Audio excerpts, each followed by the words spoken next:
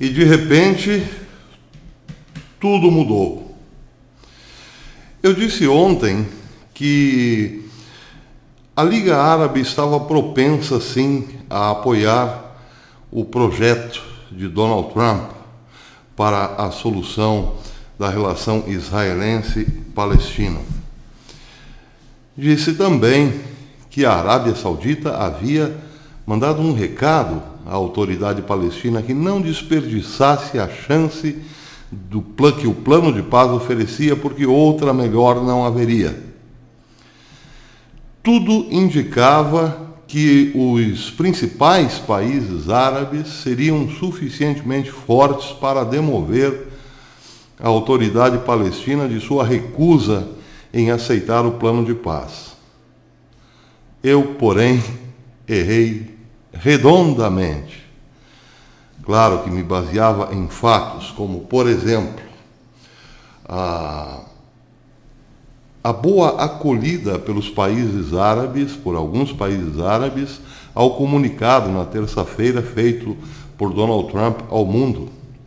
Lá estavam, por exemplo, Omã, dando apoio, estavam também Emirados Árabes, enquanto Donald Trump apresentava o plano de paz, lideranças árabes se faziam presentes para dar apoio. Apoio simbólico, mas estavam lá, junto com judeus israelenses. Hoje, porém, tudo mudou. Inclusive, a Jordânia chegou até mesmo a fazer uma espécie de silêncio respeitoso, já que da Jordânia poderia vir a primeira grande manifestação contrária ao plano de paz. O Egito pediu, logo depois de anunciado o plano de paz, que os israelenses e os judeus estudassem muito bem, porque ali havia, sim, uma possibilidade real para o futuro da região. Eram bastante fortes os indícios de que os árabes dariam apoio ao plano de paz. Deram, em alguma medida. Mas é bem verdade que eu também disse ontem que os árabes agiriam com muito cuidado agora que os nervos estão muito fortes por parte da autoridade palestina em simplesmente apoiar o plano. Disse que os árabes estavam pisando em ovos, fariam um apoio aos Estados Unidos e a Israel um tanto quanto disfarçado para não ferir susceptibilidades, principalmente no âmbito religioso, que é o que mais conta. Me enganei. Na reunião da Liga Árabe, a Arábia Saudita voltou a dizer que a prioridade é sempre os palestinos. A Arábia Saudita está sempre do lado da causa palestina. O Egito mudou a sua posição também radicalmente. A Jordânia nem é preciso falar. Enfim, a autoridade palestina, Mahmoud Abbas, o presidente da autoridade palestina, discursou fortemente hoje na reunião da Liga, uma reunião pedida pela autoridade palestina de emergência. Ele discursou fortemente e foi fortemente aplaudido. Entre outras coisas, Abbas disse que não poderia aceitar o plano de paz porque não quer passar para a história como o homem que vendeu Jerusalém. Bem, é claro que Abbas não tem o recibo de ter comprado alguma vez Jerusalém. Os judeus, por seu lado, têm a história que mostra que Jerusalém era a capital de todos os judeus e foi governada pelo rei Davi.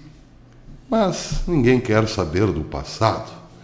Isso tudo, como se diz, está no passado. O que interessa para os palestinos é defender a ideia de que Jerusalém lhes pertence. E esse também, no discurso de Mahmoud Abbas, foi o ponto determinante para recusar o plano de paz. O plano de paz para os palestinos tem que dar a Jerusalém Oriental como capital da Palestina. E o plano de paz não contemplava isso. Ramallah é a capital palestina, no segundo plano, com acesso a Jerusalém Oriental, porém, os palestinos querem Jerusalém como sua capital. Abbas também disse que os Estados Unidos não pode ser o único mediador num processo desse nível. Num processo de paz entre judeus e palestinos, é preciso que haja, em primeiro lugar, a ONU, organismos mundiais. ONU e outros organismos mundiais não aceitam de forma alguma que os Estados Unidos seja apenas o único mediador.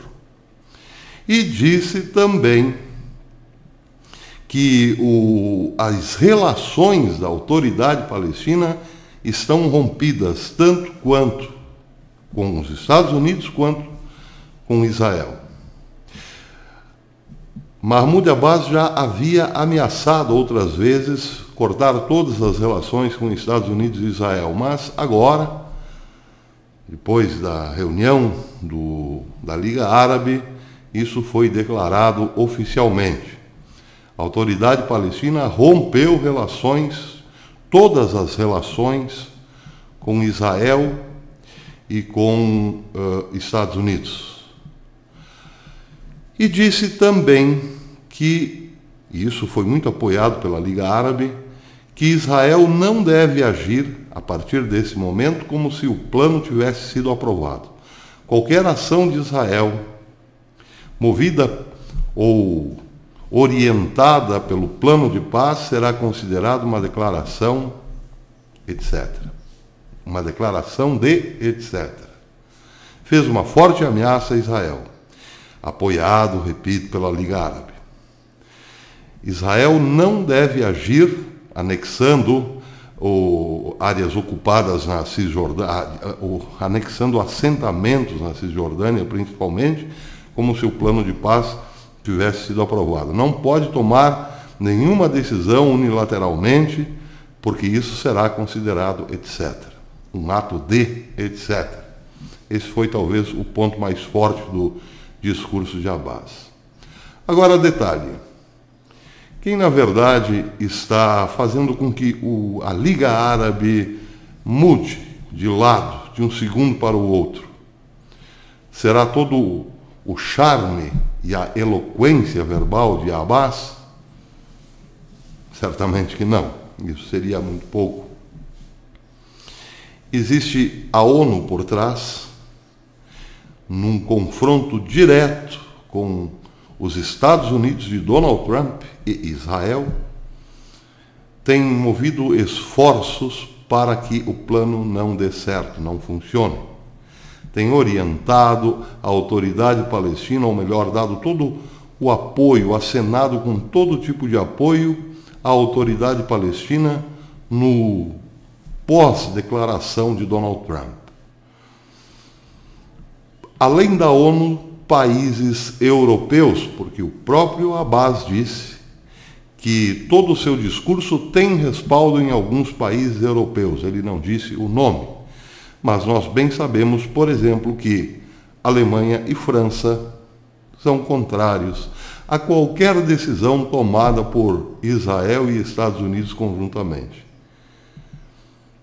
Além da Rússia, evidentemente, não é um país europeu propriamente, mas é claro que também não está gostando nem um pouco do plano de paz intermediado pelos Estados Unidos. São forças infinitamente maiores do que a voz eloquente de Abbas, que movem Abbas e agora moverão a Liga Árabe. A Liga Árabe que vinha se dando muito bem com Israel, por sinal. Mas tudo isso mudou. A partir de hoje, esta boa relação é coisa do passado. Tudo que se construiu a duras penas foi num sopro destruído. Estamos zerados, começamos tudo de novo. Não haverá plano de paz, o plano simplesmente morreu, desapareceu, acabou, Zé finiu. E agora é preciso escutar o que vem da Europa e da ONU, porque ali também, na Europa e na ONU, está sendo gestado outro plano de paz.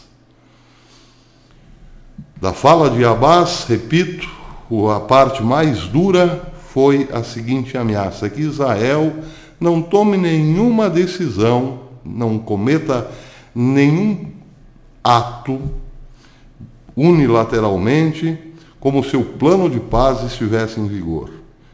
Isso não será aceito pela autoridade palestina, com respaldo da Liga Árabe e principalmente pela Organização das Nações Unidas.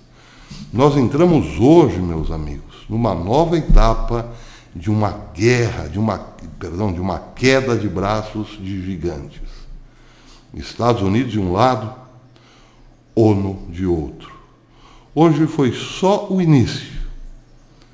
As coisas tenderão a ficar bem diferentes daqui para frente. É preciso, contudo, imaginarmos que por trás de toda essa indisposição à paz existem lideranças secretíssimas. Se nós falamos, por exemplo, do Deep State americano, Deep State brasileiro, é preciso imaginar que existe sim um Deep State muito maior do que todos esses, que é o Deep State mundial. Começou a queda de braço entre o Deep State mundial e Estados Unidos e seus alguns ou poucos aliados. E nós estamos aí, no meio de tudo isso. Até depois.